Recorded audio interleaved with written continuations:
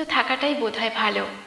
পরিচয়ের সাথে ঘনিষ্ঠতা বাড়ে, তৈরি হয় সম্পর্ক, সম্পর্কের মাঝে জন্ম নেয় অধিকারবোধ, আর সেই অধিকার থেকে শুরু হয় আপন ভেবে অভিযোগ করার যাত্রা, যেই যাত্রার শেষ পরিণতি সম্পর্কের অবসান বা চরম ভুল বোঝাবুঝির মুখোমুখি হয়ে।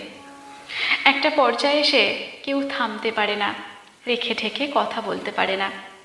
তাই তো তৈরি হয় তিক্ততা, যে তিক্ততা নিয়ে সরে আসা ছাড়া উপায় থাকে না।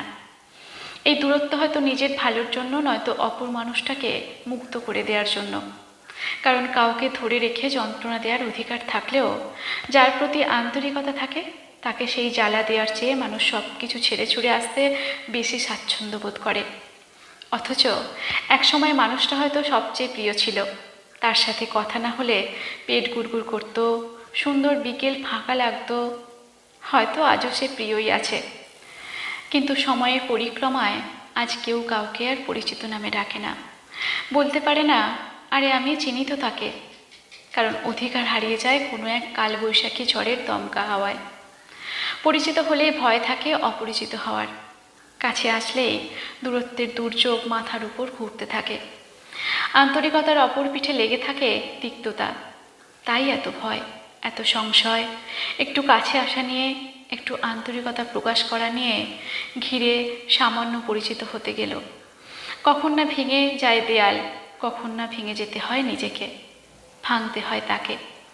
এর চেয়ে অপরিচিত হয়ে বেঁচে থাকা সুন্দর। ভালোবাসা, আন্তরিকতা, প্রিয়র তকমা, ঘনিষ্ঠতার নজির নাই বা তৈরি হলো, অন্তত বেঁচে গেল তাতে ঘৃণা তৈরি হওয়ার সুযোগ, তিক্ততা সৃষ্টি হওয়ার পরিস্থিতি, দূরত্বের মতো ভয়াবহ বিচ্ছেদ। থাকুক দুই একটা কথা, গায়ে লাগুক অপরিচিতর তকমা, না জুটুক কারো ভালোবাসা, তবুও অপরিচিত সময় আমাদের শিখিয়ে দেয় কল্পনার চেয়ে বাস্তবতা কত কঠিন। কল্পনা করা সহজ, কল্পনা সদা সুন্দর, কল্পনা সাময়িক তৃপ্তি দিতে শেখায়, আর বাস্তবতা সংকটকালীন প্রতিটা মুহূর্ত উপলব্ধি করতে শেখায়।